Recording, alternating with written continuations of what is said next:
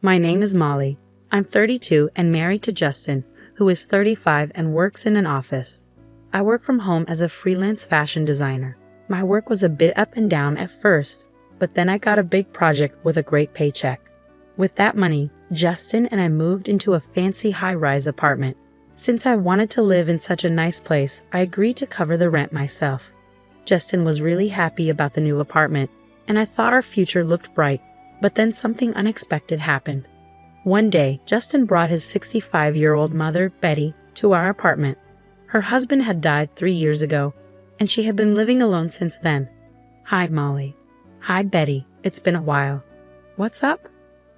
Well, she wants to move in with us, Justin said awkwardly. Why? To my surprise, Justin explained that Betty's house was old and falling apart. She didn't have much money and needed a temporary place to stay. Oh, I see. I understood but wasn't thrilled. I thought of our apartment as our cozy space, and since I didn't know Betty well, she felt like a stranger. I was hesitant about having her move in. Her house is in bad shape. I'll help her find a new place soon. Justin begged me to agree. Okay. I agreed, thinking it would be for a short time. Betty moved in a month later. Thank you so much for letting me stay in this amazing apartment. No problem. Make yourself at home. I greeted her with a polite smile, though it felt forced. Sorry to ask right away, but could I borrow some money? Huh? Money? After Betty had just settled into her room, she asked me for a loan. I was surprised by how direct she was. Yes, I've been seeing the doctor a lot lately, and it's been expensive. I just need a little help, please.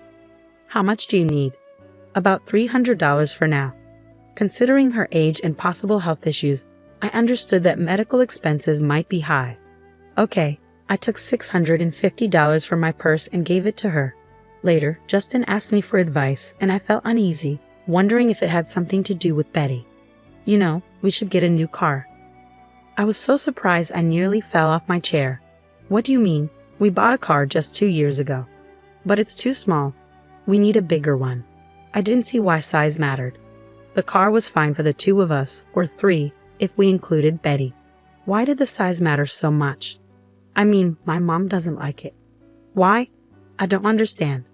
I didn't understand why Betty was complaining about a car that wasn't even hers. She wants a fancier car, like a Mercedes. Huh? I was completely confused. What a ridiculous idea. We can't afford a car like that. Who has the money to buy a new car just because someone doesn't like the old one? Does Betty even have a driver's license? I'm not buying an expensive car. Tell her no. I quickly turned down the idea. I couldn't see why Betty cared about the car. Then Betty asked me for more money. My medical bills have gotten even higher, and I'm behind on payments. Can you help me again?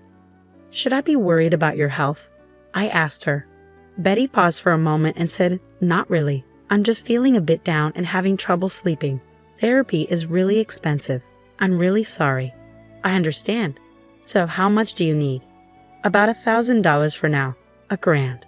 I was taken aback. I didn't know much about therapy, but that seemed like a lot. I'm sorry, my insurance only covers a limited number of sessions.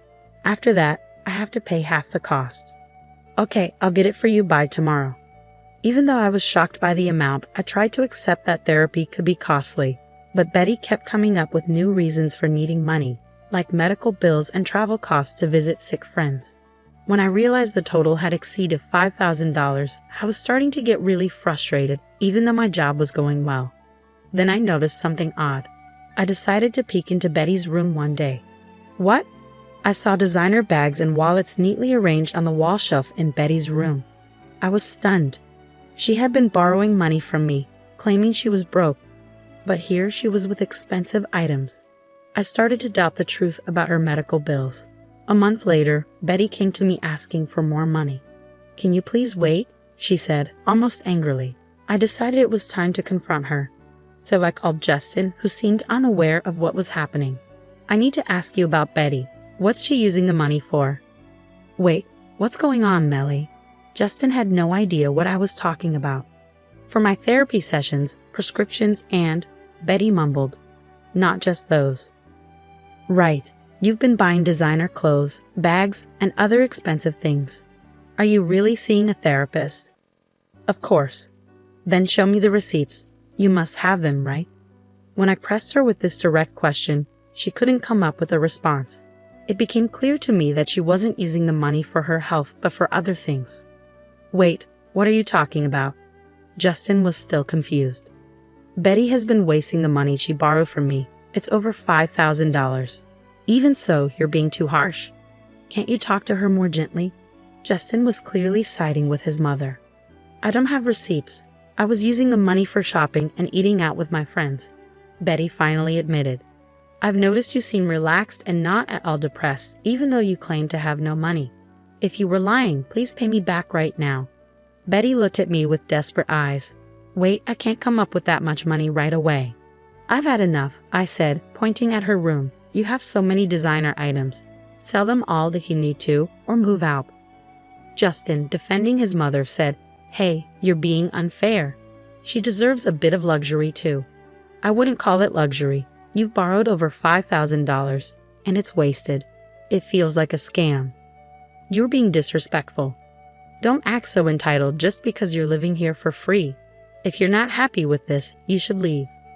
What? That's nonsense. I was furious, almost ready to explode. I glared at him with intense anger. Did I say anything wrong?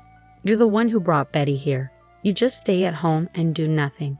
Who do you think made it possible for you to live in this nice apartment? I yelled, You're so arrogant, it's infuriating. Get out now. He was enraged. Fine, don't regret this.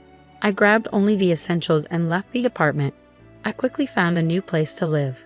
As a remote worker, I could work from anywhere. I wasn't fixed on living in a high-rise as long as I had a comfortable home. What's next? I decided I wouldn't return to the old place. I had been paying the rent myself, and I doubted Justin would be able to afford it on his own. My income was much higher than his. I went to see a realtor who had helped me before. It's becoming really hard to pay the rent due to personal reasons. I could afford it, but I lied on purpose. I'm sorry to hear that. What would you like to do? I asked him for a favor. One day, while I was working, I got a call from Justin. What's up? What do you mean? What? What have you done? He told me the lease was canceled and that I needed to move out. Yes, I asked the property agent to end the lease. I don't live there anymore, so why should I keep paying the rent? Don't you understand that? But my mom and I still live there. That's ridiculous. I was stunned and sighed in frustration. I don't live there, so why should I keep paying for the apartment? If you're having trouble, talk to your mom. Maybe she can sell some of her things to get money. I said it with a touch of sarcasm. Shut up. You were the one who wanted to live in a high-rise. If you don't want to move, why don't you just take over the lease yourself? Wait, I guess you can afford it with your salary. He seemed frustrated and couldn't come up with a better response. You should be able to manage a smaller place, so deal with it and move in with your mom. Are you crazy? My mom has already spent the money from selling her house, and I don't have any savings. How am I supposed to find a new place? That's not my problem. I was surprised he had no savings, especially since he'd been relying on my income. I realized how irresponsible both he and his mother had been. You brought this on yourself. Figure it out from now on. Are you saying we'll be homeless? You're still my wife. I told you to deal with it yourself. I'm leaving. I'm done with this. Goodbye. I hung up on him. A few minutes later, my phone rang again. It was Betty. Yes. Melly, I'm really sorry. I promise I'll pay you back. Please don't kick us out. She pleaded, her voice trembling with tears. I was surprised and felt a pang of sadness. I don't want to punish you, but you need to live within your means. If you only have a small retirement income, you should adjust your lifestyle accordingly. If you want a higher standard of living, you need to work for it. As a freelancer, I understood the harsh reality of working hard to afford a certain lifestyle instead of relying on others. It was my fault. I'm sorry. Please don't let us end up on the street. I'm sorry, but that apartment has already been leased to someone else. You really need to move out. This is a matter of regulations. I coldly rejected her request and ended the call. Later, I learned from the realtor that Justin and Betty had begged him in tears to keep the lease. However, he told them a new tenant was moving in soon, and they had to leave. Even if they had stayed, Justin's salary would have barely covered the rent, leaving them unable to afford anything else. It was absurd for them to rely on me while I was paying the rent. His stubbornness had led to this situation. I heard from acquaintances that Justin and Betty couldn't find a new apartment. They were moving from motel to motel because Justin didn't have enough money for the broker's fee or deposit, and no one was willing to be his guarantor. Although he could have used a guarantor service, he still needed the money for the fees and deposit. Betty's short work history meant her Social Security didn't provide much. They were even struggling to afford food.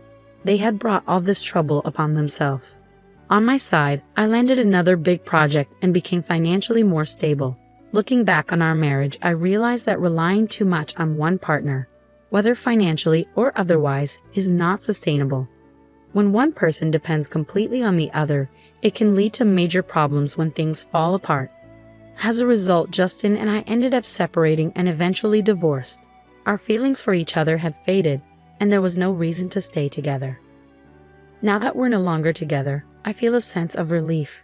If I decide to marry again, I'll be more careful in choosing the right partner. The divorce gave me valuable insights and new perspectives on life.